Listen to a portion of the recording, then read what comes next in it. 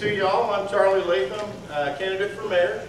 I'm grateful to all of you for coming tonight. I think it's important for everybody to take an active interest in local government, pay attention to what everybody's views and thoughts are, and I hope everybody will make a wise choice during the elections next month. A couple of people I'd like to thank, certainly the Beaches Watch for putting this together, as well as people on my team. My mom is here tonight, Marlene Latham, my wife Catherine, and Kim Manager. She's got a great support mechanism for me here. I'm a local 1977 graduate of Fletcher High School. I graduated from the University of Florida in 1981, and then I joined the Navy. I served on active duty until 1994, and then I kind of went back to graduate school at the University of Florida and stumbled into the environmental business. I've been in the environmental business since 1995, and my most recent venture began in 2003 when myself and 3 other business partners opened a recycling company called Coastal Recycling, which currently we have a very large recyclery up on the north side of Jacksonville that we opened in September of last year. Why I'm running for mayor, I'd love to take 20 minutes to do this, but I've got probably 60 seconds left of that. I believe there's 2 issues that need to be addressed very, very directly, very clearly, and very aggressively. One is we've got a problem with crime and vagrants, and that needs to be resolved. We need to get mechanisms in place to get that under control. And secondly, we've got a problem with our businesses. Our businesses are dropping like flies. And we need to put together a sound economic program to provide the best climate possible for our businesses to grow and to prosper in this environment. It's important for all of us to make those 2 things happen so that we can increase not just property values, but visitors in the area and new businesses in the area. So, look forward to talking to you tonight. Thanks for being here, and I'll pass it off to Penny.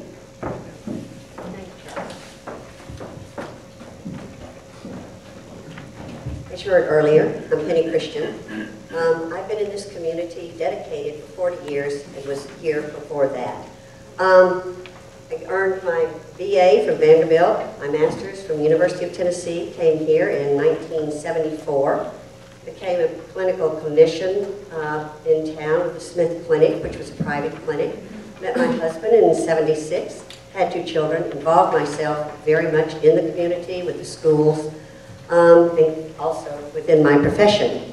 Then, after 25 years, I retired and then opened the Beaches Resource Center at Fletcher, which was to provide support services for our children and families. And of course, it is in existence today and still doing a wonderful job, and had their fundraising luau, which I saw some of you last Sunday. In 2004, I ran for City Council, was elected, and then in 2008 was unopposed and has been the last 4 years doing the council again. At that particular time, during these 8 years, I've been the mayor pro tem, which has given me, I think, even a more insight into the way government goes and some of the responsibilities that will come with mayor. As an elected official, I fought to improve the quality of life at the beaches. I've supported the 35-foot height limit.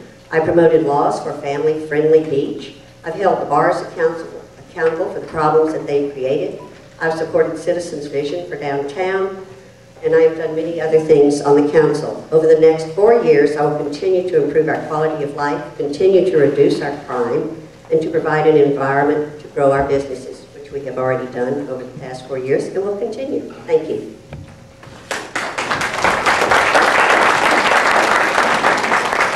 Hi, how are y'all doing? I'm John McGowan. I run for Jacksonville City Council seat 1, so I'm running against Chris here. See, all our friends are here tonight, and that's great. You know, it really... See a little joke, it's going there. It's difficult when you stand up here and you only have 2 minutes to talk about these issues, so I'm going to ask you guys to do a little homework afterwards. You know, if you go to the Beaches Watch website, we did spend a lot of time on these questionnaires, and you can also go to all our websites. Just go through Beaches Watch's website, you'll see our questionnaires, you'll get links to our websites. You get really in-depth on where we stand on these issues, because I can tell you 2 minutes, when you really know a lot about a topic, 2 minutes goes by like that when you're standing up here. A little bit about me, I'm a small business owner. February 2009, I opened McGowan Firearms. It's located in Atlantic Beach on Batesport Road. It's been quite an adventure opening my own business. something you can't really, describe that experience of the burden of it and the excitement of it all in one. And the reason I'm running is really, it comes down to a simple reason. Our economy is tough, and it's not just at Jack's Beach. Nationwide, we have a tough economy. And I can't fix the national economy. You're going to have to deal with Romney and Obama on that one.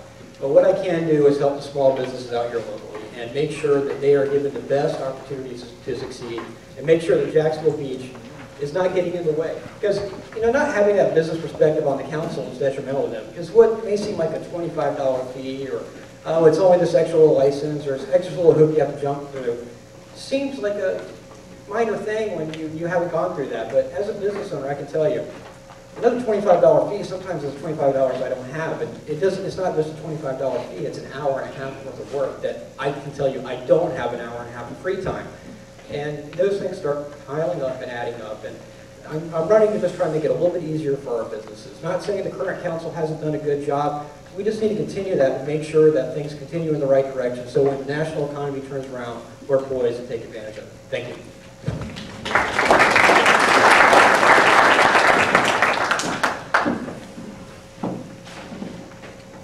Hi, I'm Chris Hoffman, and I would like to thank my friends for being here. Appreciate your support.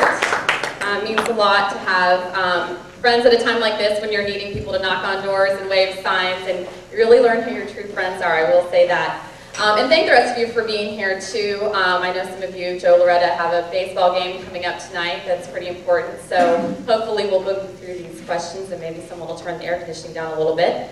I'm running as a homeowner, a taxpayer, and someone who has been part of this community in one way or another for a very long time.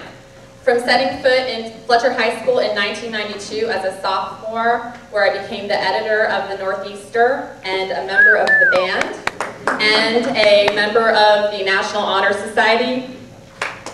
Interpretation, I was not one of the cool kids in high school. I got a job at Aqua East Surf Shop when I was a junior, raising my pull factor slightly, ever so slightly. I was a cashier, so still not that much.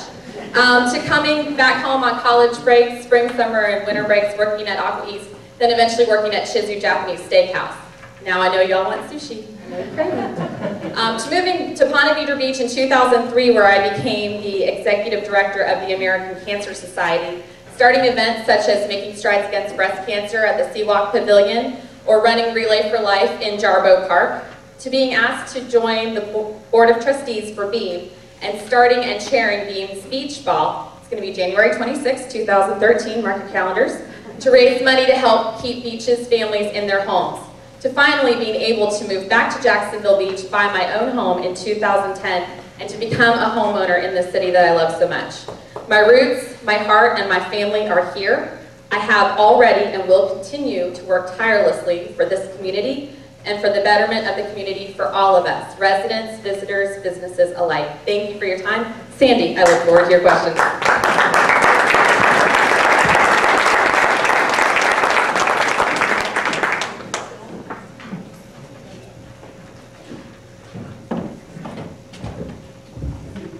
Thanks to Beaches Watch for hosting this and all of you for coming. I'm Phil Vogelsang. I'm originally from Cincinnati, Ohio. I went to a Christian college in Southern Kentucky on a golf scholarship. And my senior year of college, I had an opportunity to travel to Florida, and I randomly landed in Jacksonville Beach. Luckily for me, the Seafood Festival was going on that weekend when I came with a friend of mine. And I'm the type that always loves to talk to everybody, get to know people, get to know what they're all about. So when I was here, I talked to a vendor that was at the pavilion, and I said, gosh, I love the weather here. I'd love to go to school here. I'm set to go to law school. And she wrote down the website for the local law school. I went back to my dorm room in Kentucky, got online, applied for free, got a scholarship, and the rest is history. I love Jacksonville Beach. I have a passion for Jacksonville Beach. Sadly, I haven't, most of you don't know who I am. I'm not a part of the Good Old Boy Network.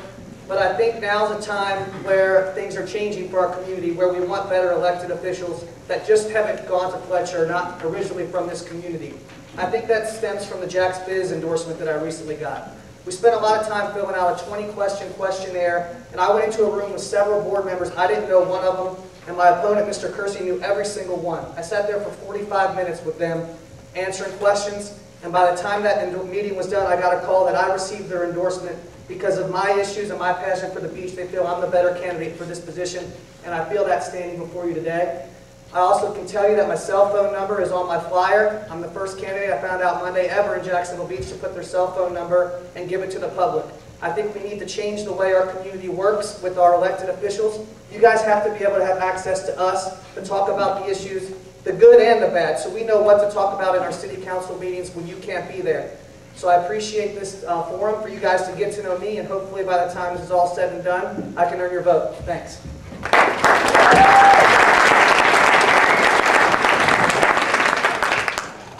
Good evening, I'm Brady Kersey, and Phil, I commend you on your endorsement. I think the only person more surprised than me about that was you, and it's basically a gaffe in judgment. Good evening. Thank you to the Beaches Watch, and to Beaches Watch, and to you, concerned citizens of the beach who are here gathered. Many of you already know who I am, others have come to find out. I will not stand here and take precious time to enumerate my long list of endorsements, achievements in business and community affairs. Most of that information is best found in my campaign literature, which is over there on that table. A lot of you know that I was the executive vice president and senior lender of the Oceanside Bank, a bank capitalized and managed right here on this beach. You know many of the officers and directors, and that I am therefore a 3rd Street banker, not a Wall Street banker. I'm proud of that. Now that I have achieved many goals and moved on in my life, the great questions come up. Grady, what qualities do you have to become a member of the Jacksonville Beach City Council? And why are you doing it? The answers are these. First, experience. Second, experience. Third, I am experienced. I'm experienced at making tough, positive, and cost-efficient decisions, which will inure to the benefit of all of us. After all, I am one of you. I'm a man of the people. Not like Abraham Lincoln, I'm just a man of the people. I heard that phrase best expressed years ago when I was on a business trip to Puerto Rico. My colleagues and I were in a lounge, and I ordered a Bacardi and Coke. The bartender, a very dapper, silver-haired individual, said, "Excuse me, sir, we do not serve Bacardi in this bar." I said, "Oh," and he said, "We serve Don Q, the run of the people." And my time is already up. Anyway, I wanted to let you know that I am a man of the people, and I'm here for you, and my record speaks for itself. So please pick it up. Thank you.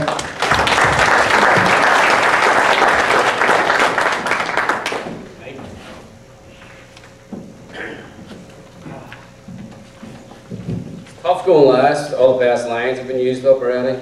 Thanks, guys. Appreciate that. I agree with you, it is kind of hot in here.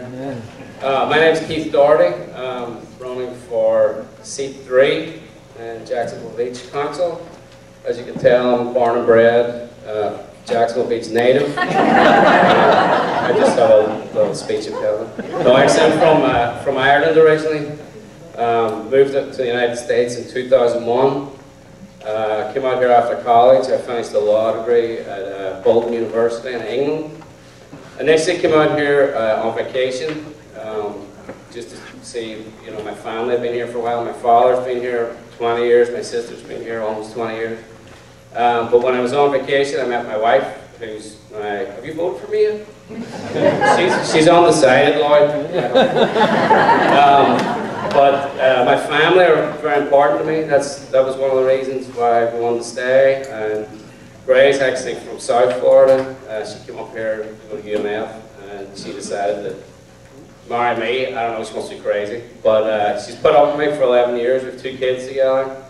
And I think the main reason why she wants me to run for council is to get me out of the house. But it's not going to be that easy.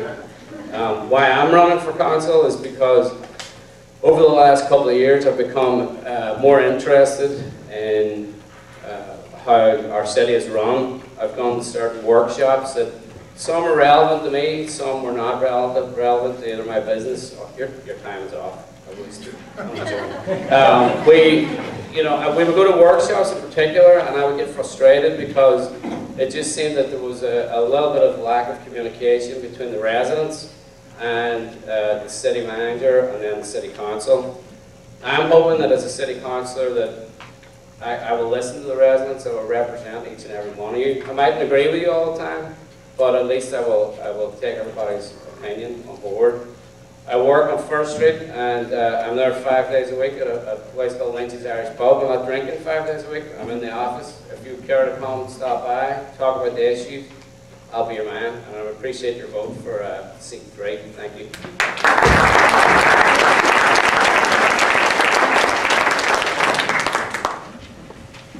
My name is Lloyd, and I'm grateful to be here. And the reason that I'm running is that man sitting right there. We didn't introduce him, that's Lee Buck. And he's the president of the city council. And if Lee could, I'd vote for him again. Because I voted for him twice. I will vote for him again. But he's going to go on to something else, and maybe so will I. There's some ladies back there who helped me. They straightened me out. Linda, my campaign treasurer back there. Melody helps me, and Amy, and Melissa is the one who really keeps me straight. They're back there and sitting around my table, and you can go back there and take a look and see who I am. Because if you can see my past, you'll know who I am. It's easy for me to come up here and talk about me, but I would prefer that you talk to my neighbors. I wish you'd go and talk to the Pop Warner football coaches, talk to the parents of the players I've coached over the last 15 years. Anyway, I just want to let you know I'm a 10-year Navy veteran, submarine service. And I just did it because I was supposed to. I'll tell you right now, I'm not a politician, I'm a public servant.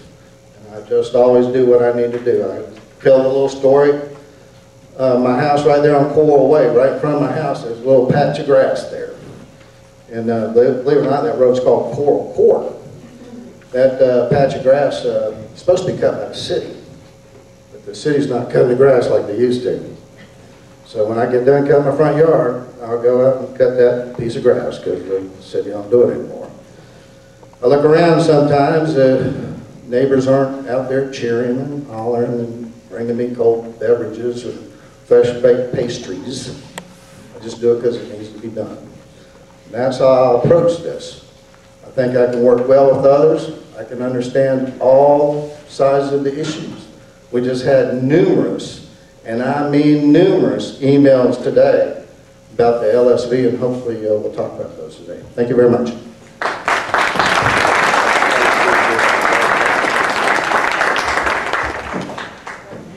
Okay. The first question is going to be for the seat 1 candidates, and we'll start with Ms. Hoffman, and she's ready and raring to go. Okay. Jacksonville Beach is a city with 2 personalities. On the weekend, we are recreational, and during the week, we are residential.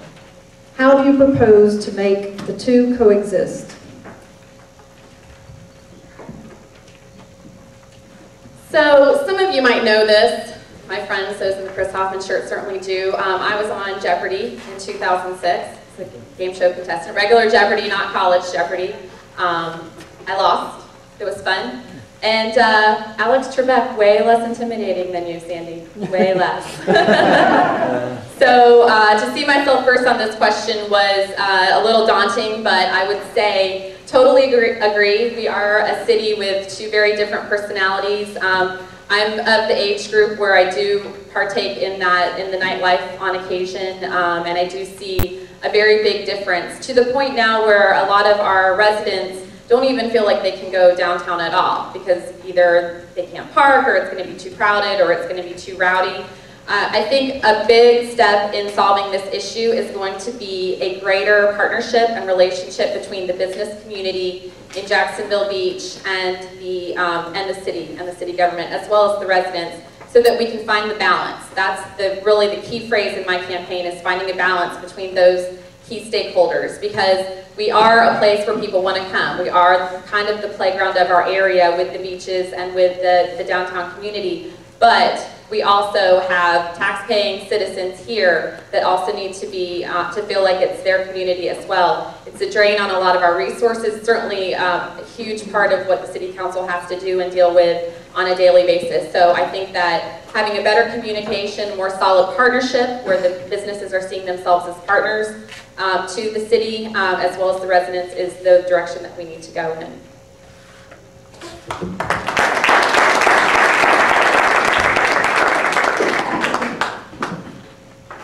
Well, I mean, you're younger than Chris. I'm not the demographic that goes down there at night. I'm at kind of a different point in my life, and happily engaged. My fiance's sitting over there, and I don't go downtown much anymore at night.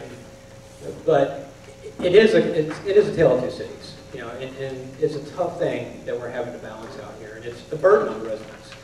And I think what we have to do is we have to control the environment down here. I think there's two key ways to do that. One, we start cracking down.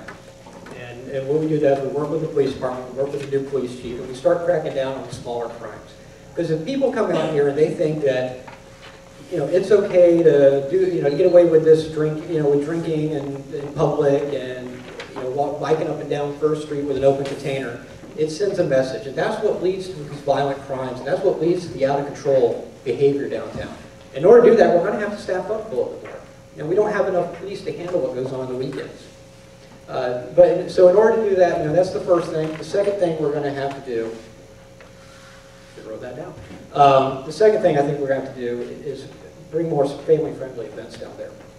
And it can, you know, during the day, so that there are reasons for the families to go down there, so that my fiance and I feel like on a Sunday afternoon we want to go to the downtown area, as opposed to, well, we're going to go somewhere else and, you know, we're just going to go to a nice restaurant, camp out there, or stay at home. If there's nice small events, I'd like to see an art walk. I'd like to see, you know, I grew up in Jacksonville and Arlington, and one Saturday a month we had a classic car show.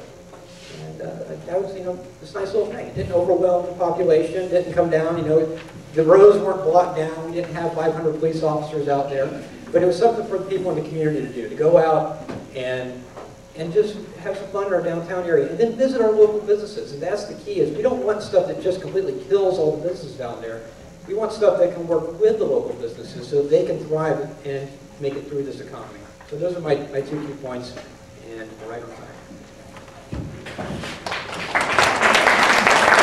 Thank you, John. Do you want me to repeat the question? I would like for you to repeat that question. Okay. Jacksonville Beach is a city with 2 personalities. On the weekend, we are recreational, and during the week, we are residential. How do you propose to make the 2 coexist? Thank you. Well, I probably have been on this beach as long or longer than most of you. I can remember when we actually parked on the beach. And as a kid, I can remember sitting on the boardwalk watching the cars with Mississippi, Alabama, and Georgia license tags with waves washing over the top. So the issue is not new. And there was a hue and cry across the land about trash, beer cans, and baby diapers on the beach back in those days. So yes, do we have a sort of a schizophrenic city? Certainly. So we have a split personality. We have people who descend on us like hordes on the weekends to do what? To party. It's an amusement city. It's a city by the sea.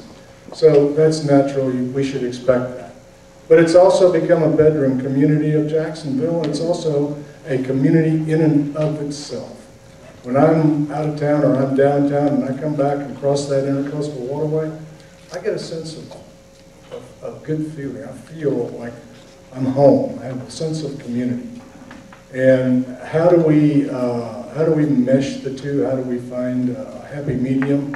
Well, that's going to take some cooperation. And we've got to learn how to cooperate with the city of Jacksonville, the city of Jacksonville Beach, and the citizens. We just need certainly we need police, and we need parking, paid parking, for instance. We need that. It reduces crime. But we need cooperation from the city of Jacksonville Beach, the city of Jacksonville, and maybe enforce our laws just a little bit more stringently than what we have in the past. And with that, I'll stop.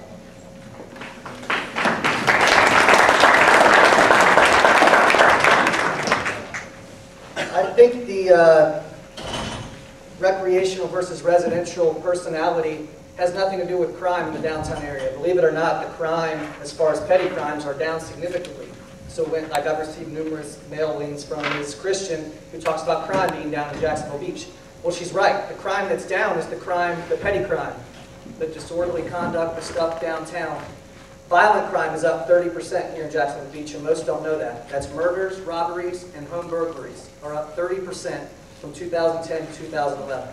The issue that we need is to not have a downtown party district, because that's more or less what we have right now. The only reason to go downtown is a surf shop and bars to drink at.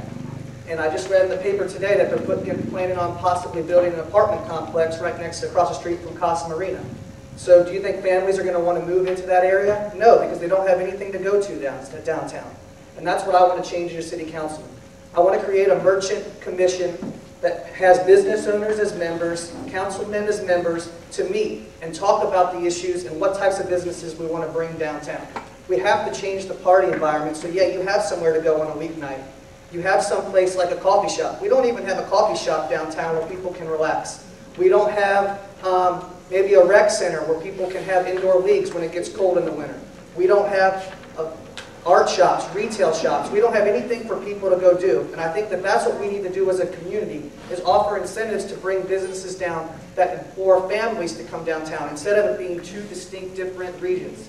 So I would appreciate your vote on that. I think that I can work hard with my fellow councilmen and the mayor in getting that done. And I have a good vision for downtown to where families actually can enjoy it, and hopefully that apartment complex across from Casa Marina is built. Thanks.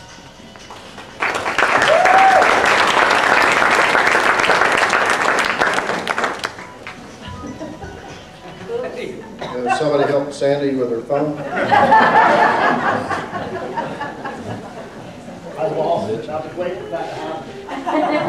I think we exist together. May not be the best, but we do exist together. I'm very fortunate to work with the Jackson Beach Festival. It brings in Spring of the Blues and the Great Atlantic Music and Seafood Festival. On October 6th, I worked with Paul West at the Surfing Championship down there, and I'm very proud to work with Eric Petroni with the Never Quit Never Festival, which brings those kind of events down there that we want. They're the kind of events that promote family values and have a cause like heart disease and stroke and things like that, and they're healthy. And I'm glad to work with them on that. I do understand late at night when we're putting everything up, it gets a little dicey down there. I understand that. My suggestion was, and I know I've talked to a couple of the police commanders about it, about putting a little police substation downtown. I think deterrent makes a big difference. Sometimes when we have those festivals down there, we can't get a police officer to stay down there, but we just get them to park an empty car down there, and you'd be surprised what an empty police car will do for you down there. So I think we do exist together. Probably not as best as we want it, but I think we're heading in the right direction. Thank you.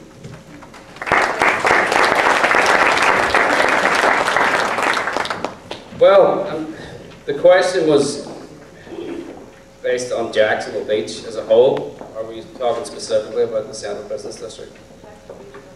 I mean, there's many personalities. There's many people of different points of their life live here, and you can see that just looking around you. You have people in their teens, in their 20s, 30s, and above. We should be providing services and protection for everybody. We should also be providing activities for people to do at specific stages in their life. And we are kind of in a great position, the fact that we have such a great golf course that everybody can use. We have a beautiful ocean that people can surf on. We have, good schools here, this being one of them, although their AC's broke. There's a lot of positives. As far as two personalities, I disagree. I mean, I think it's multifaceted. I'm there, I go to work early in the morning. I go to work before we open, right on First Street. I see people out jogging, out riding bikes, going over to surf. And that's 7 days a week. We do have the reputation of becoming a hotspot, a party hotspot at night. But when you actually dissect the statistics and the figures, you will find that the safest places in the central business district are actually the restaurants and bars. The majority of the arrests take place on the boardwalk, on the beach proper. And it used to be the pier, but now that's been displaced due to the paid parking. We have one of the best police departments in the state, if not the country. Our cops work their tails off. Our paramedics work their tails off. We just need to focus a little bit on how we represent ourselves, a little bit of PR, positive PR, and attracting the right type of people to Jacksonville Beach will change it. The gangs that come in the springtime have been tackled by this man here, Sergeant Keith Brown. His department's done a great job, and it's getting better as opposed to getting worse. I'm sorry for running over. Thank you.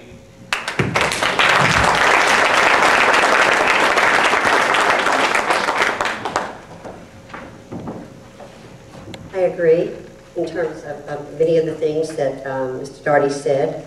I don't necessarily see that it is schizophrenic. I think that we, as residents, enjoy events. I think the folks that come from out of town enjoy events. I think we love to do recreational things. If you look at the people on the bicycles, it's absolutely unbelievable. Our runners. I'm sorry Mr. Knight isn't here. He is one of our walkers. But anyway, I think, as well as the golf course, we've got, adventure landing. We've got many, many different events that are just here, the ocean, whatever. Also, in terms of special events, we've tried very hard. Over the years, there were many complaints. We tried to reduce the number of frivolous festivals and tried to focus on some that would be more family friendly and that would bring people to the beach in a healthy form of recreating. The Blue Angels today is a perfect example of that. We do the jazz series, we do the symphony, we do almost every weekend some form of event, whether it be walking or pancreatic cancer, or in my instance, we have a Down syndrome, and there's the buddy walk. There are all kinds of events that are here. In terms of downtown, if you want to focus on that kind of recreation, yes, our young people do come from not only here in town, but from other places to party and to have a good time, and I think that's part of being young. Yes, we do have some unsavory folks that decide to come and visit also, but what we have done during that time is work very hard with the police. We've tried to pass ordinances such as the alcohol ordinance, such as the parking ordinance, and this indeed, thank you, has reduced crime downtown. This isn't to say, no amount of crime is acceptable. We have to continually keep working on it.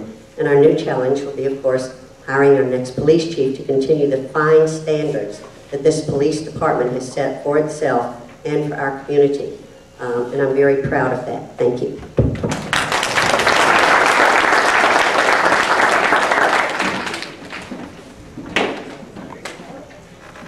Sandy, I want to thank you for letting your alarm go off too, because mine went off first up here and that was rather embarrassing. I like to think of it as two personas. We do definitely have a daytime persona and a nighttime persona pretty regularly in town. And they both need to be dealt with in a different way. I've recently graduated from the Citizens Police Academy, class number 29. And, Keith Brown and John here and our acting chief just walked out probably because he was too hot to sit in here too long. But they've done an amazing job of getting downtown under control, and I've had the opportunity to ride with the police officers quite a bit over the last couple of months. And we are making progress. They're doing an amazing job. A big part of the problem, there's our acting chief Dooley coming in now. Hi, Chief. The big part of the problem also is the vagrants and the impact that the vagrants have on people's ability to get out on the beach and enjoy it. As far as family activities are concerned, is Shannon Devlin here today? No? Shannon and I met, I don't see you here.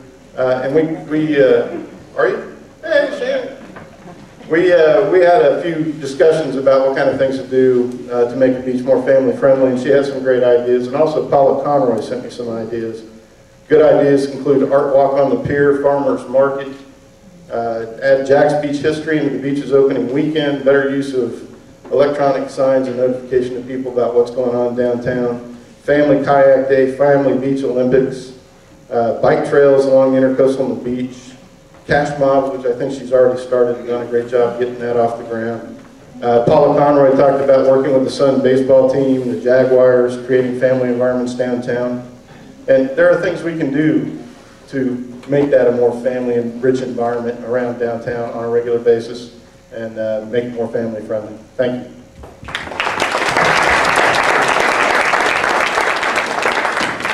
The next question, we're going to start with the seat 2 candidates, and Mr. Vogelsang will go first. Recently, the City Council decided against the rollback rate for the 2012-2013 budget, and instead took money from reserves that are intended for emergencies. If elected, what options will you support to balance the next year's budget? And please be specific and don't just say cut wasteful spending. As far as revenues, I think that we need to increase revenues for Jacksonville Beach. In the Beaches Watch questionnaire, Mr. Kersey said that we don't need to increase revenues, we simply need to cut wasteful spending. I don't think that's an appropriate way to balance a budget. I think you should always be looking at ways to generate revenue for our city. And one way that I've even thought of, it's too late now, but we just did the downtown redevelopment project, and we probably put in thousands and thousands of bricks downtown, and we're laying thousands of more. How nice would it have been for our community if we charged $10 a brick for a family to put their name on it, and we opened it up for Jax Beach residents first, and if we didn't sell enough, we opened it up to Jacksonville residents. 100,000 bricks and $10 bricks is $1 million in revenue for our city. It's small things like that that make a difference and bring positive revenue to cover things such as Sandy talked about, the rollback rate. It wasn't that much money that we took from the reserves, but we need to always look to generating positive revenue for our city. Some other ideas is to look at, I think, our fire department and possibly look into moving our fire department from Jax Beach to Jacksonville as far as the interlocal agreement is concerned. We spend about $3.5 million on our fire department. I've met with the firefighters, and they would be for going and rolling in their pension, rolling in their salaries into the Jacksonville Fire. And then Jacksonville Fire would then supplement our fire services out here. They already do it. Every call that we have, Jacksonville comes to Jacksonville Beach and represents us. Now that's just a possibility. It's an option to look at. If it doesn't save us money, then we don't do it. But our job as city council people is to always be thinking about ideas that could potentially save us money and be cost effective. If we look at that option and it doesn't work out, then we don't do it. But we should always look into revenue sources, ways to save money, and those are just a couple that I can think of going first. Thanks.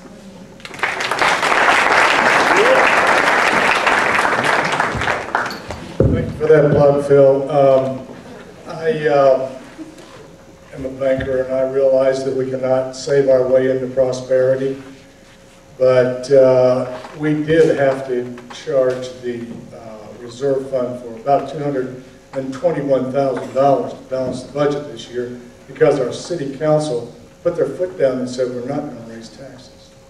So where does that leave us? It leaves us with finding additional revenues somewhere along the line, whether that be parking, whether that be additional fees for businesses or for people.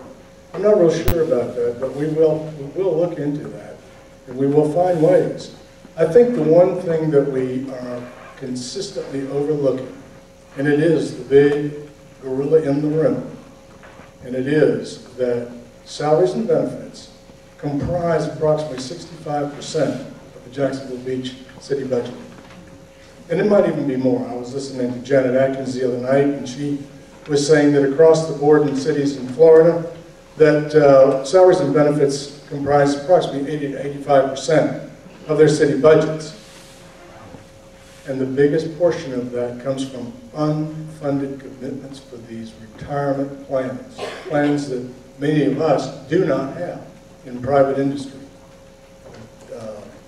These defined benefit compensation plans basically are a thing of the past. We just cannot afford these anymore.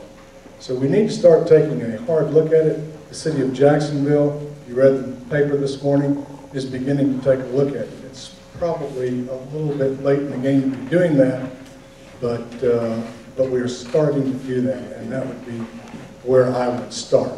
Salaries and benefits. When the bank when we started to have reduced revenues at the bank, I took the salary cut. I didn't go to the rank and file and say, you've got to take a salary cut on the teller line. I took the salary cut. So that's where it starts, and I've told this to our city people too. Anyway, I'm out of time. I'm sorry.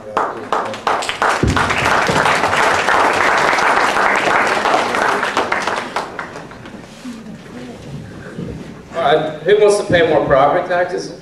Anybody? Right, so that should be an option. And I think that's what the point was for the current council. Thank you for doing that. Going the rollback rate. However, this is not a trend we can continue. Those general fund reserves are for, as Sandy noted, emergencies, hurricanes, whatnot. So, rather than dipping into the piggy bank every year, we have to look at alternatives. I personally don't believe that we should cut any of our city employees' salaries. I know the police and the fire department haven't got raises in 5 years. It's hard to keep people interested in their jobs if there's no incentive, especially important jobs like protecting us. Me having a business background, I'd rather wait, as opposed to having to wait in Washington, I'd rather us be masters of our own destiny economically. We have great potential out here at this beach to promote business, promote tourism, promote events, things that will generate sales tax. Somebody mentioned earlier about the new construction that's going on where Dolphin Depot was. I mean, there's going to be another 50 units there. That generates property taxes. It also will generate jobs. We need to, you look up and down Beach Boulevard from George Moore all the way down to where Engine 15 is, and what do you see? You see empty units. We need to promote our beach to get people to come out here and invest. If the businesses are generating tax dollars through sales tax and through employment taxes, then the benefits are obviously going to trickle down to the homeowners. You're not going to have to pay more taxes. We're not going to have to cut services. We should be in a lot better place. We have a bigger advantage here in Jacksonville Beach just for the natural resources than we do in Jacksonville. You're also in trouble. So I say more business and less taxes. Thank you.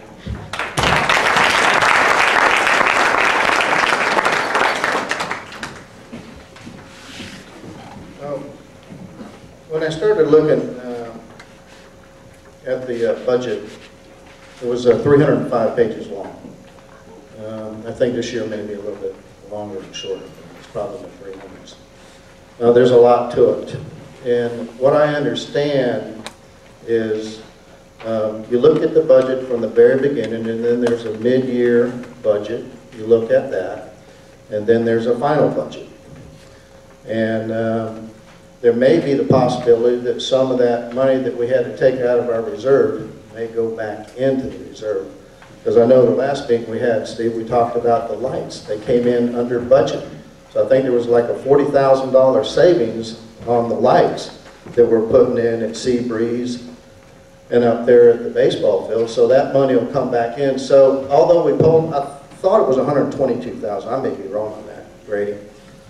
So that money was pulled out of the reserve. We know it was. We didn't want to do it. We didn't have a choice.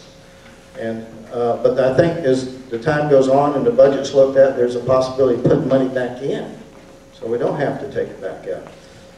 I don't, I'd love to say that I'm going to give everybody a tax break. You're not going to have to pay any taxes the rest of your life. Probably won't happen though. You know, but I don't think we ought to give businesses on the tax break to start here in Jacksonville Beach. It's not fair to the businesses that are here. It's not fair to you that have been here. And I don't want to see some bar opening down on 2nd Street getting a tax break to open a bar down there. I just don't think that's right. I think everybody needs to pay their fair share, because I do and you do. Thank you.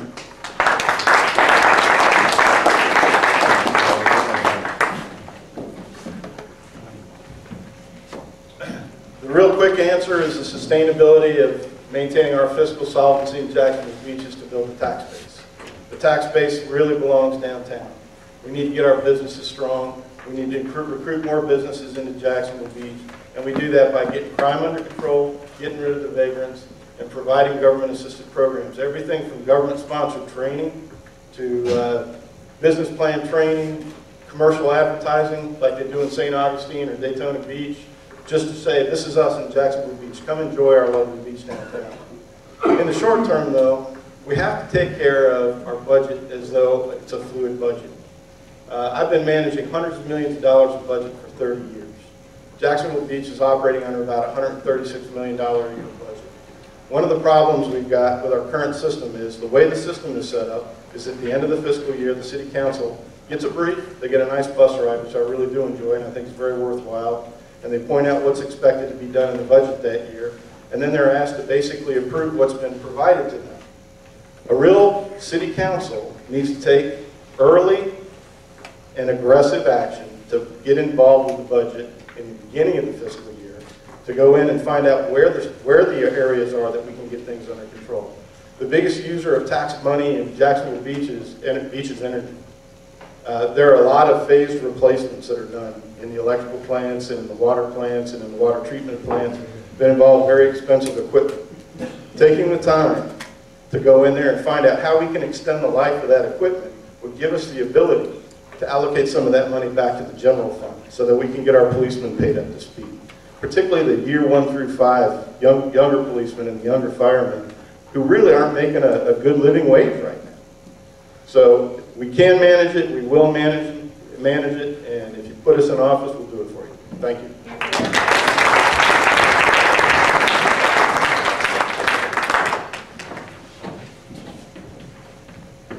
It was unfortunate that we had to go into the reserves this year.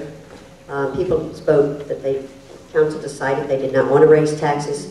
One thing that we started this year, Mr. Latham there says it's a city council. It's not just a city council. We had workshops. We wanted to hear what the citizens had to say. And many of the citizens at this point in time suggested that we even possibly raise the taxes to continue the services that they wanted to have in this community. And essentially there are two ways. One, you can of course increase the taxes, or you can reduce services. One of the things that's going to be a major issue this year is whether Amendment 4 and Amendment 3 pass.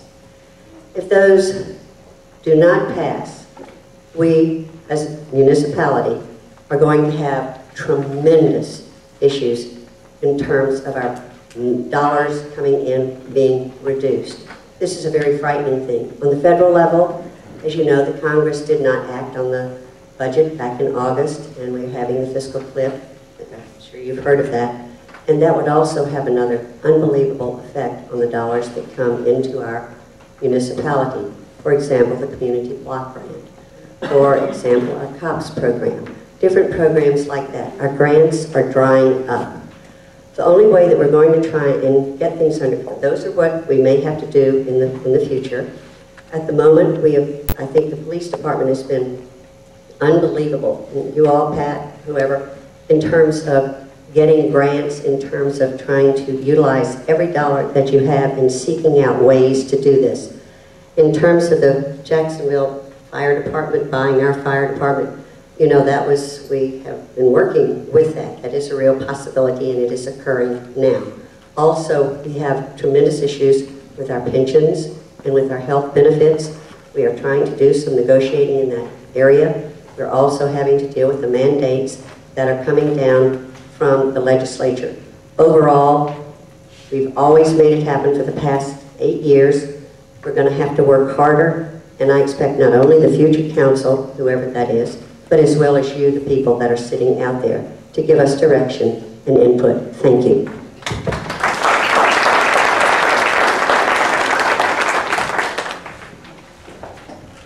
We got this question here in the primary. It's my favorite question. Details are something I enjoy. I spent a lot of time on this, trying to figure out what we can do to cut. It wasn't an either or. It didn't have to be either we raise taxes or we dig into the budget, or we dig into the reserves. What we could have done was we could cut. And it comes down to what is the priority of government. I'm a very conservative guy. My view of government is basic infrastructure, public safety. That's what government's there for. The rest is luxuries. So when we start looking at things that can be cut, we'll just look at what we spent last year.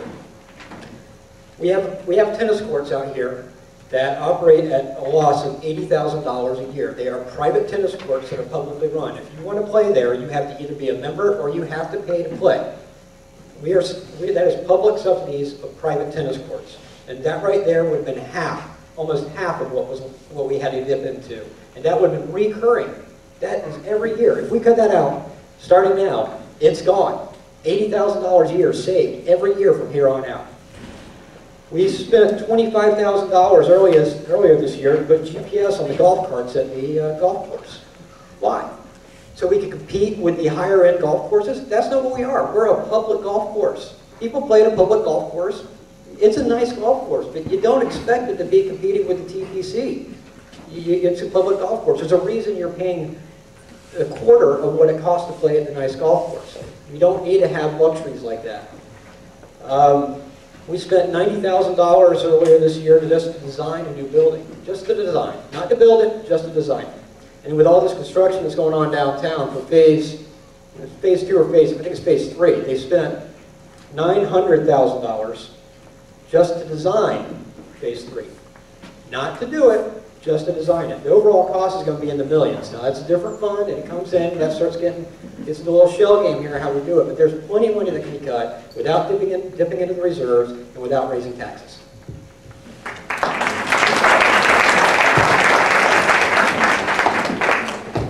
We don't have GPS on the golf carts at TPC, Sandra. It's just, it's your wonder. I was against the rollback rate. I really missed the part of the budget. I went to many of the hearings. I went to the budget bus ride. I never really saw where we voted. They voted down the millage rate, but then they went back to adjust the budget for that millage rate that was voted down. So I didn't really see where we sharpened our pencils in the city budget and really took a look at that, but we just went ahead and dipped into the reserves. I feel like we need to have self-funding enterprise funds such as tennis and golf courses.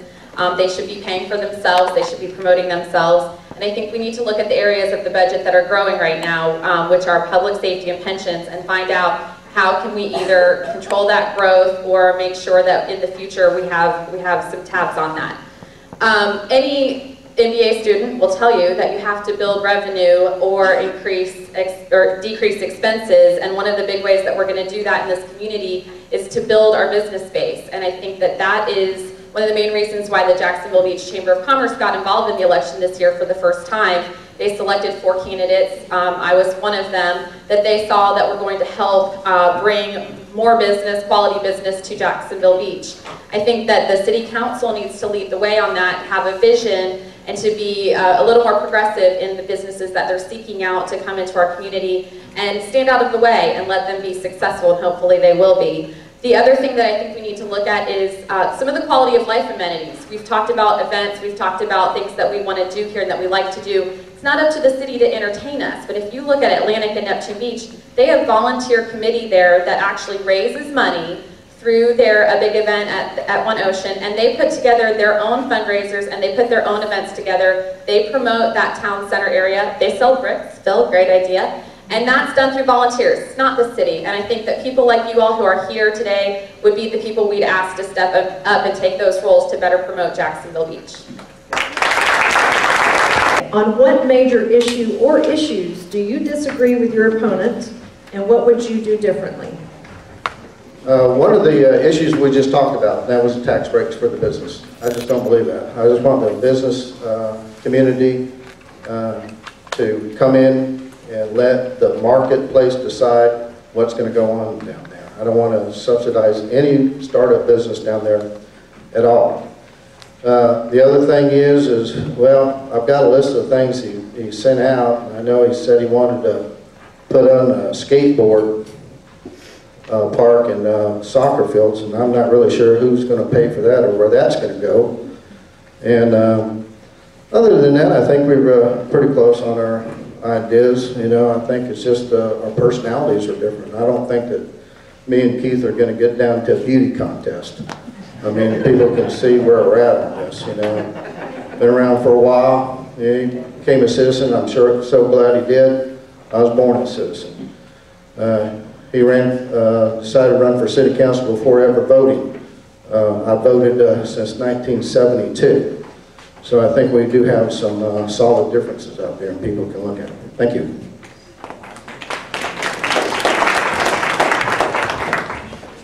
I did vote before. They do have, not in the last election, I know there's a lot of controversy about that. I haven't voted as a US citizen because I haven't been afforded that opportunity. But we do have a democratic system in Ireland, have for about 600 years. But one thing that I would want to make a point on, which is actually thanks to you, Sandy, and we talk about Ireland.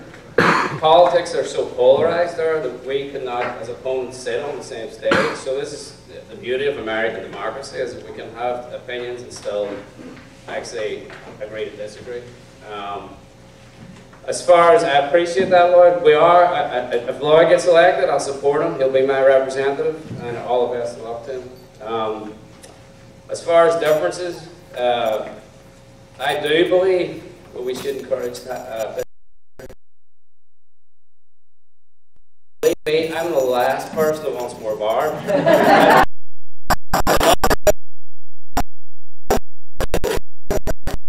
I mean, I would like to see something done with George Moore. It's the biggest commercial retail unit available at this beach. Why can we not use it for a community college, a trade school, you know, a law office, something? We need to promote it. We need to put it out there in the market. And I'm not saying we get involved with private enterprise, but we should promote our beach. And as far as like the skate park and soccer fields, I have children. I have one's 5 and one's 9. I want to see a future for them. We talk about making Jack's Beach more family friendly. Well, I don't want my 4 and 9-year-old hanging out in bars, so I prefer them to skate and play soccer. And when we did do a tour with the city manager, they did earmark some land just behind here that they were thinking of taking over, but they didn't have a use for it. Why not turn it into a soccer field? Why not turn it into a skate park, which was talked about years ago? I prefer safe environments for our children, where I can drop them off, keep an eye on them, and take them home. And we're not talking about massive investments here. So that's one thing I am passionate about. I'm passionate about the future for our children. I also want to preserve the things for our seniors too, like our golf course, and you know.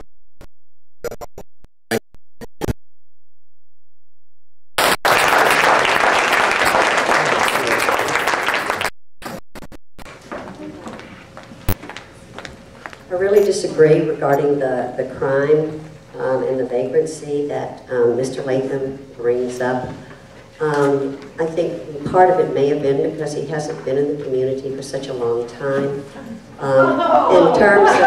In terms of our homelessness, it was out of control. We had camps everywhere. We had people camping on the beach. We have worked very diligently, and the facts are, and this was done through the University of North Florida, our homelessness is down approximately 33%.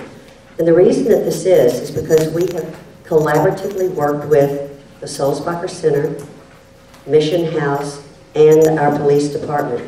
It is not a crime to be homeless. Now, if a homeless person breaks the law, yes, it is a crime, and he can be arrested.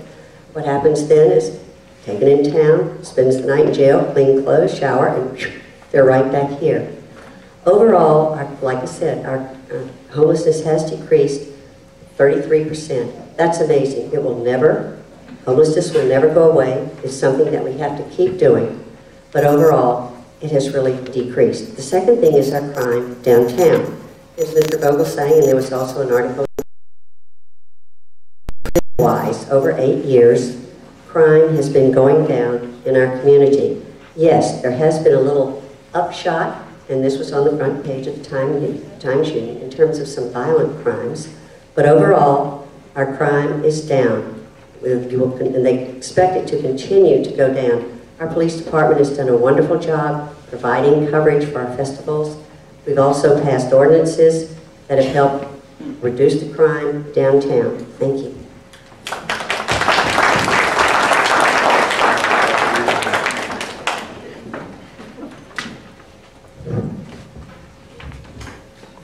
According to my opponent, addressing the same issue that she just brought up, originally she said that the vagrancy had dropped 74%. and now it's down to 30%. As I mentioned, I'm very active now with the police and spend time riding with them, and I had a good opportunity to ride around with Dan Watts, who's with the Cape Department, who knows more about homeless than anybody in Jacksonville Beach. He showed me every nook and cranny where these people live, sleep, defecate, their camps, and I'm here to tell you what, we've got a problem, and it hasn't been reduced.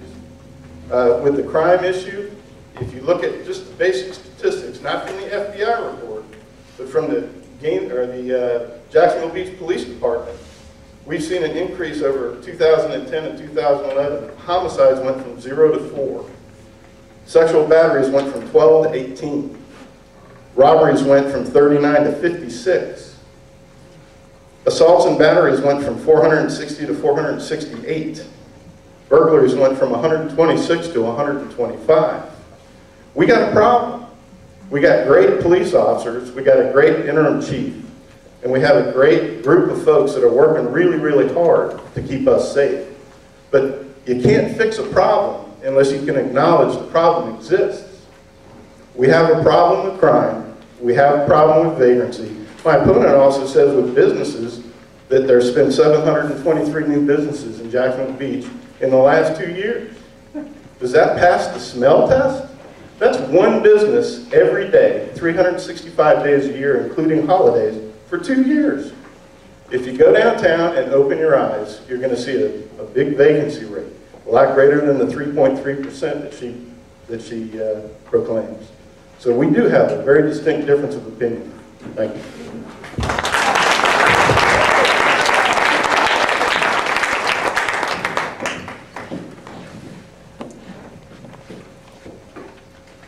So a little bit of a different answer. I'm going to go with the issue that my opponent thinks I disagree on, and that is the Hyde Amendment. In October 2003, I was sitting with my dad at First Street Girls celebrating a recent promotion within the American Cancer Society, and we were watching the Blue Angels practice.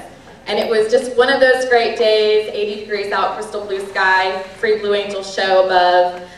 In early 2004, First Street Girl was sold to make way for our high-rise condo. I lived right across the line in Ponte Vedra Beach, was working here, doing all of my business here. The only thing I didn't do in Jacksonville Beach was vote in Jacksonville Beach or put my head on the pillow in Jacksonville Beach. But I paid very close attention to that, and if I had the opportunity, I would have voted for the 35-foot Hyde Amendment. I was very proud of the organization that came to fruition as a result of that effort. Because the citizens, when they have to, which I worked on a citizen ballot initiative for the American Cancer Society, when the citizens have to, when the government is inactive, then the citizens have to take it upon themselves to get through what they want. They did it. They did it with a resounding result of 8,680 votes. I supported the 35-foot amendment then, and I support it now. When I answered the Beaches Watch questionnaire, I then cut and pasted the answer to the Beaches Watch questionnaire, which has been publicly available to all of you, into my Chamber of Commerce answer. And the basics of that answer, and if you haven't seen those, I have copies available here as well as they're on my website and in the Beaches Watch website, is that if there were a pressing need in this community to make any modifications to that amendment, I would encourage and insist that the proponents of the original amendment, business leaders, and key members of our community be at the table before any change is even considered. I don't know of anyone considering any change. It's a moot point anyway. It would have to go back to the voters. But if there were a drive for something, then you guys would be at the table as the original proponents. And that's all I've ever said. Thank you.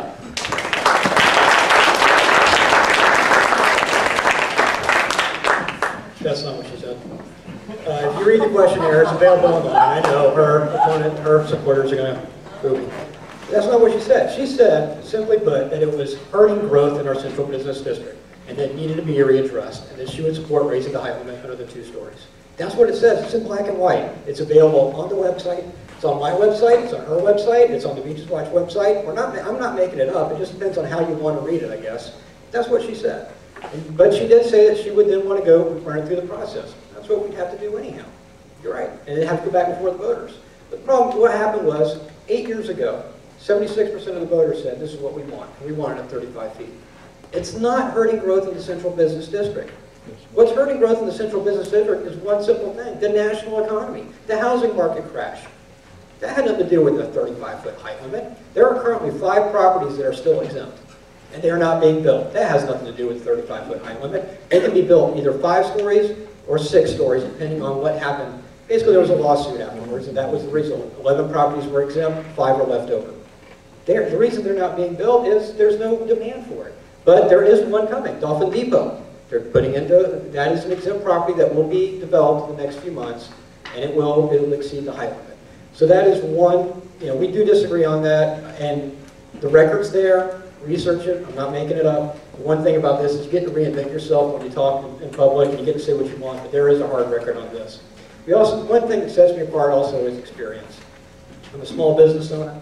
I lived in this community my entire life. I grew up in Jacksonville. Right out of college, I moved to Jacksonville Beach. I spent my entire adult life in Jacksonville Beach, not just a visitor, an actual resident here. And that is something, to understand the community, you need to live in that community and be involved in that community. And to understand what's going to help business and hurt business, you need to be a business owner and have that business experience. At least have some sort of private sector experience. Be out there and deal with budgets and employees and government regulations and what's going on. Those are 2 key things that set us apart. Thanks.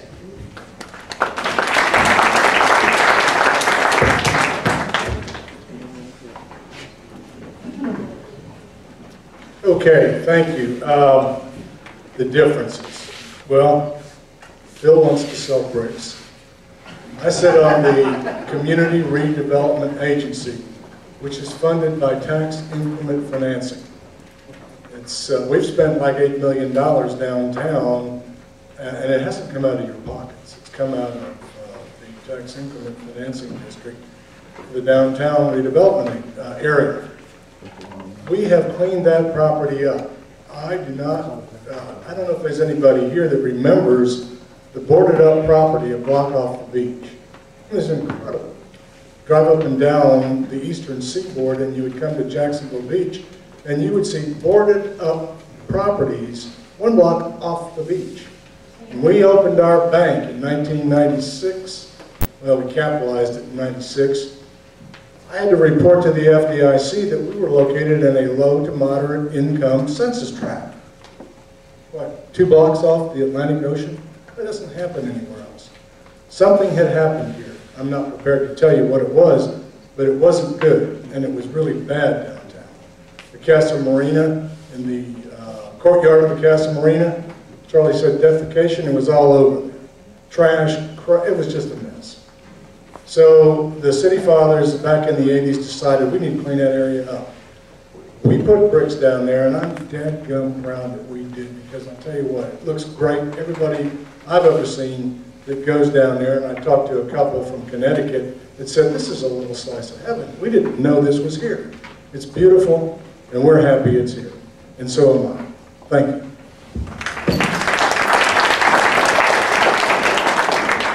I don't want to live in a crappy downtown. I don't know if that's a difference, but I don't think it sounded like one because I don't want to be walking around with stinky crap everywhere. But, where we do differ is our experience in public safety, and I'll get to that with what Mr. Kiersey put on his Beaches Watch questionnaire. He said that our #1 issue in public safety is the individuals coming from Jacksonville and going to the bar. And ladies and gentlemen, that is not the issue of public safety. As Ms. Christian pointed out and Charlie pointed out, the crime downtown as far as petty crime is down significantly. We don't have that issue. Do we need to keep it under control? Yes. But as Charlie pointed out, robberies went from 39 to 56 in 2010 to 2011. Murders went from 1 to 4, and home burglaries went from 128 to 171.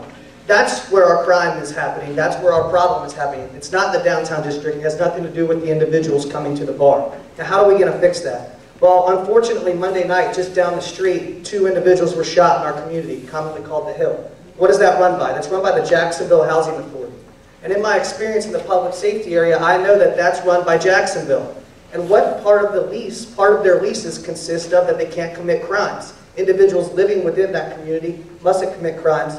So if they are found to have committed crimes, they have to be evicted. And they're not allowed to come back and live in government housing within our community for 5 years. We have to do a better job of monitoring the individuals within these houses, within HUD housing, and the ones that are arrested and convicted of crimes and getting them out of those homes. Once we get them out, we get people in those homes that appreciate living in government housing, living in Jacksonville Beach for very, very cheap rates, and then we get that community under control. Because this is where the crime is happening. It isn't downtown.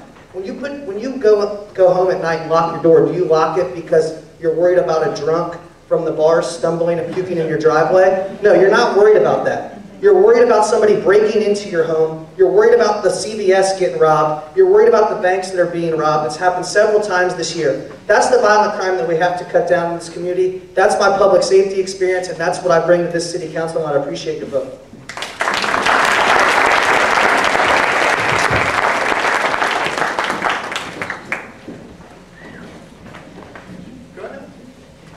Okay, I apologize. I thought I was like jumping the gun, sorry. Okay, so I know everyone is tired of sitting in these chairs, so we are going to wrap up the forum. At this point, we're going to have the closing statements from all the candidates. We start with Mr. Latham, and we have 2 minutes for the closing statements. Thanks, Sandy, and thanks again, Beaches Watch, for putting this together. Let's be clear, this is an important election. It's bigger than me, it's bigger than Miss Christian. There's a lot to be considered here, there's a lot to be faced. We have a crime problem, we have a vagrant problem, and we have a problem with our businesses. There are statistics that would indicate that, but more importantly, if you walk downtown and open your eyes, you'll see that we've got that problem. You can't fix a problem unless you acknowledge it exists. Okay? I've kept my word. I've run a positive campaign. It's been hard sometimes because my opponent's taken a different route. There's been a lot of negativity. There's been groups that have smeared me with a professional group that she hired on the other side of the ditch. And I'm not going to dignify some of the lies that they've said about me, but I am going to address one thing loud and clear. This comment about me not being my home is getting to my better senses. And I served in the United States military. And there's a lot of you here that have sons and daughters and grandsons and daughters that serve in the United States military. And for anybody to tell us when we come home that we're an outsider, I consider that reprehensible and I consider it un-American. I'm not done.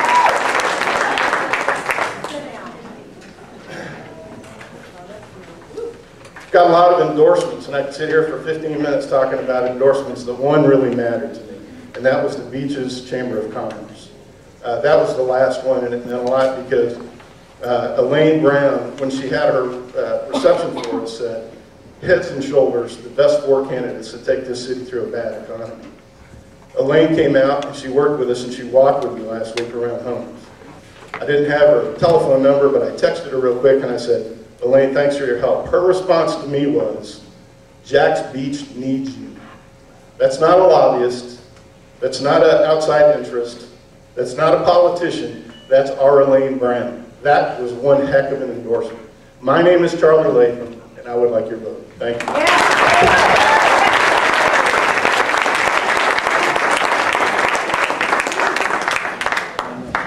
In regard to the poll that apparently there was misunderstanding about, I went to the Republican Club, and they had a speaker, John Libby, from American Public Dialogue. This is a very reputable polling firm, and it's very expensive, and I paid to have them do the poll, and they are, I think, very premier.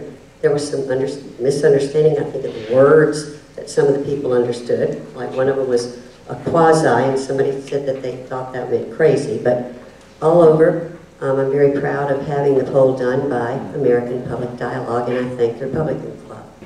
The next 4 years are going to be a challenge, and during that time, I want to finish the projects that we've started, and I want to encourage growth in the north part of the Central Business District. I want to continue to work collaboratively with the Sulzbacher Center, law enforcement, and Mission House to continue to reduce homelessness. There also, I think this is exciting, around Veterans Day, downtown in the Sulzbacher Center, they are opening a whole dormitory for our veterans. As you know, we have many issues that they are having to deal with returning home. So this should also help in expanding businesses. For example, Baptist Beaches is getting ready to add a new cardiac cath lab. That's going to be more jobs, more medical people coming in, and expanding businesses as well as new businesses are important. I'm going to continue to maintain our quality of life and our beach's small town character. No raising the 35-foot height limit for me. No way are we going to turn it into Daytona Beach. I want to continue to support the ferry. We all have to do that. I want to bring my 8 years experience and time to be a full-time mayor, and I hope I can count on your vote and your continuing investment in our community. And thank you very, very much.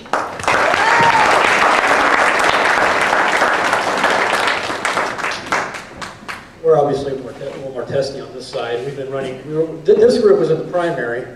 And that group, they're just getting their first bat. They've got some more stuff, so they're going to start getting agitated towards each other as this unfolds over the next few weeks, I'm sure. Maybe a little bit more. I think they're about to get a bar fight down there. You get to pick the part. You know, this is an important election, and it's more than just a few things. It's not just the height limit, it's not just crime, it's not just the economy, but it's a fundamental change in what's going on. We're going to have, at minimum, 3 brand new council members. And we're going to, and then depending on how that race goes, you know, could possibly be a 4th. And we had a lot of big decisions that are going to be made. The police chief just retired. The city manager is near retirement, and I think he'll be gone by the time our terms are out. Lindorf's in the drop program. There's a few, pretty much all the upper level staff, they're retiring, which means we're going to have a fundamental loss of that experience, which means we need people on our council who understand our community, who understand what's going on out here, and who have the ability to lead. And that's something I can bring. It's experience in this community. Y'all know I ran 2 years ago against Tom, and he kicked my butt. And it was a fun time. Now he's slimmed down afterwards, trying to take me on this time, I think. But, you know, I've been involved. My answers haven't changed. My stances haven't changed. My commitment to the community hasn't changed. You can pull up my Beaches Watch candidate questionnaire from 2 years ago. I'm concerned about the same things I was from 2 years ago as I am now. The answer is I'm not reinventing myself. And as I said, I can bring, being a business owner, that's something that we need on the council. Because if we want to turn this thing around, we need somebody, and we want to be able to be poised when the national economy recovers, that Jackson Beach can take advantage of it. We need to make sure our small businesses can survive, and they make it through this, and they're poised to strike. And that's a perspective I can bring, and that's the main reason you should vote for me, is I can help. And I can help out, help us get through this time, and I can help you as a homeowner to make sure that we don't get more tax increases like we had 2 years ago, or more water rate increases, or additional fees. And we need a voice on the council to look out for us as business owners and members of the community. So I'm John McGowan. I'm the guy in the tan suit. I gave y'all literature afterwards. I got a little table back there. And if you have any questions, feel free to come talk to me, and I appreciate your vote. Thanks.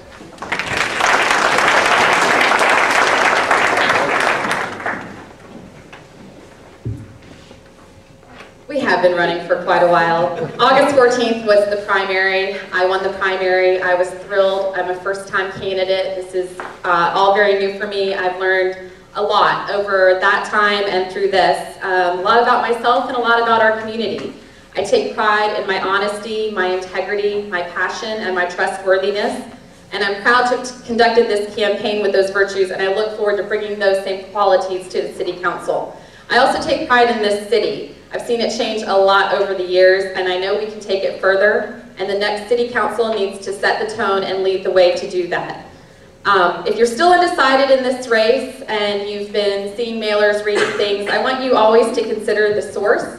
And if you're wondering about me, I have everything on my website, and I have a lot of friends and supporters here. I think you can tell a lot about a person by their friends and supporters, and I have a great crew. So I guess that means, well, did math, if I do say so myself.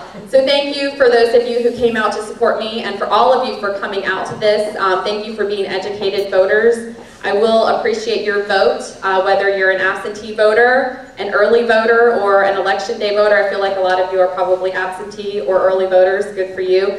We look forward to seeing you out at the polls, and thank you for voting Chris Hoffman for seat 1.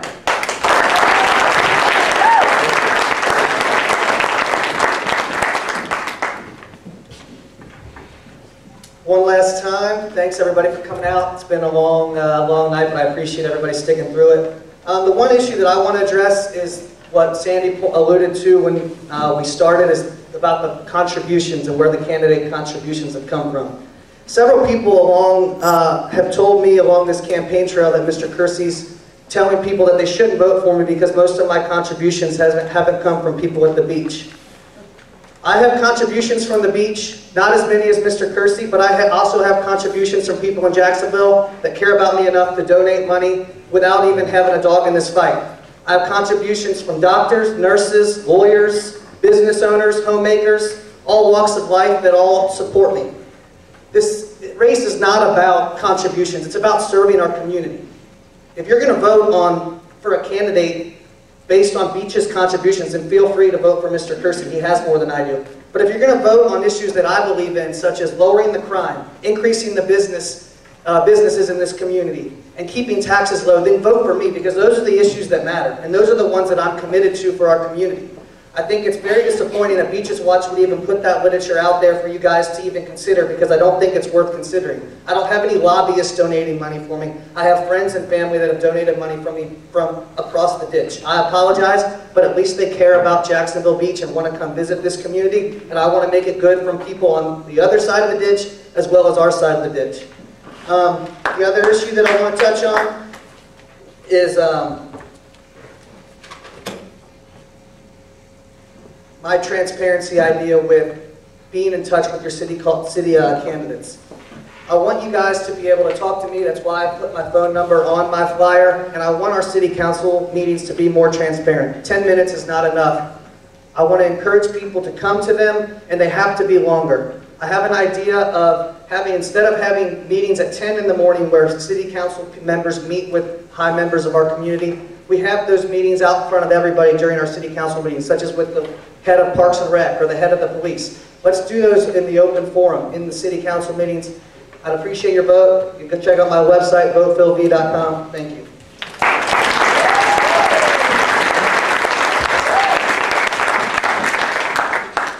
Okay, we come to the end. Much has been made about that Jack's Biz misjudgment endorsing candidates, and I guess I'm just not much of a politician, because I haven't talked about endorsements. I didn't know that they were that important, but 6 of the 7 city councilmen, including the mayor, have endorsed me. NEFAR, Northeast Florida Association of Realtors, has endorsed me. Benny Furlong's endorsed me. Bob Morrison has endorsed me. And my wife and my dog Winston endorsed me. So. But let me be clear about something. You've heard a lot tonight. I'm going to read this and I need to get it out. You've heard a lot tonight about the candidate and their ideas, but the big question in my race is, why are you running? I have already told you why I am running, and my opponent has, I think, told you why he's running. It will be up to you to decide, to make your own value judgment on who is best to serve. So here, as I mentioned, the great commentator, Steve Harvey, who said, now here is the rest of the story. And many of you remember him. And this is the rest of the story. Phil's already touched on it. But according to a Beaches Watch analysis, 99.7% of Phil's money has come from donors who are affiliated or allied with the Fraternal Order of Police, Lodge number 530. And according to the Times-Union this morning, the president of the local Fraternal Order of Police is Nelson Cuba. My opponent is Deputy General Counsel of FOP number 530. I'm sure he was a former prosecutor, and I'm sure he's got some private practice, but Phil, you're still a deputy counsel of FOP 530, I believe. As I have, please don't misconstrue my remarks, as I have nothing but admiration for our police. Many are my friends, but the question remains, does the FOP deserve a chair at the negotiating table for wages and benefits, as well as a seat on the city council, whose job it will be to decide on those wages and benefits? I think not. Vote for Grady. Go Grady. Thank you.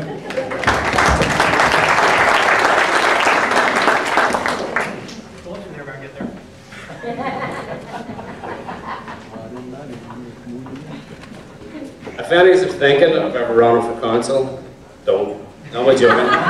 It's actually a great experience. We're all friends and neighbours. It's important, I think, to remain positive at all times, because you know, you switch on your television, you see these adverts for, especially the presidential debate. It's all negativity. We know that there's certain issues in our city that need to be addressed, and I think, you know, all the candidates here and the current city council are trying their best. They're giving their best ideas, and that's what I can offer. I want to offer ideas. I want to tackle solutions. Like, there's many things we didn't actually talk about tonight, like paid parking. I personally believe that beach residents should not have to pay to park, and I mean, that's something that I've thought for years. There's a lot of overlapping issues. The fact that we have paid parking has actually led to the displacement of crime. That's why when you talk about, crime in the residential neighborhoods going up, it's because it can be linked to paid parking. I mean, it's quite simple. You look at the arrest figures, 30% of people that are arrested are homeless. So that's another issue we need to talk about. And I'm not talking about closing mission rights, they do a great job, but there's a certain criminal element that we don't need, and we don't need to actually welcome them here, or feed them, or take care of them. But there's people that need that assistance. There's other issues that everybody's familiar with. I mean, you talk about gangs, things like that. I see myself as being very experienced in the Central Business District, and I think I would like to act as a liaison on the council with business owners and with the current issues down there, because a lot of people talk about the CBD. And so that's why I hope that you as the citizens will choose me as your representative. And I hope that the turnout we have now, we actually see at city council meetings, because that's where the real business takes place, and that's where you should be able to voice your opinion. Thank you.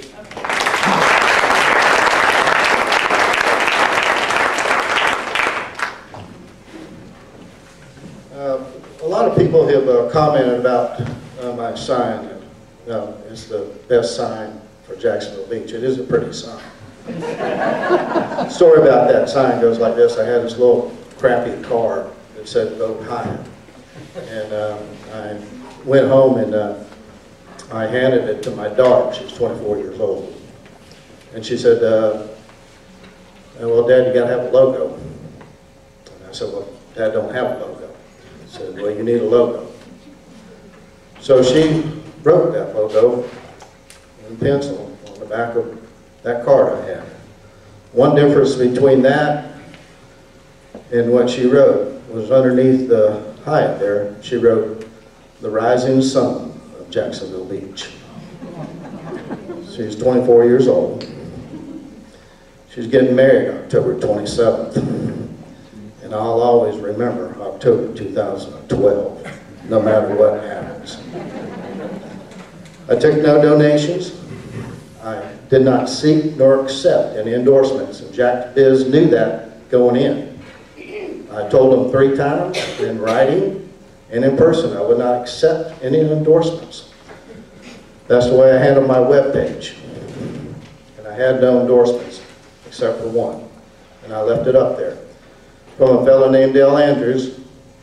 He's a combat medic in Vietnam, very close friend of mine. He's over there in Bangkok, Thailand right now, helping children whose parents have died from AIDS and addiction. He's my best friend, and I left it there. Charlie will remember this, and it goes like this. Any man who may be asked in this century what he did to make his life worthwhile can respond with a good deal of pride and satisfaction. I served in the United States Navy. That was written by John F. Kennedy, August 1st, 1963. I appreciate your vote.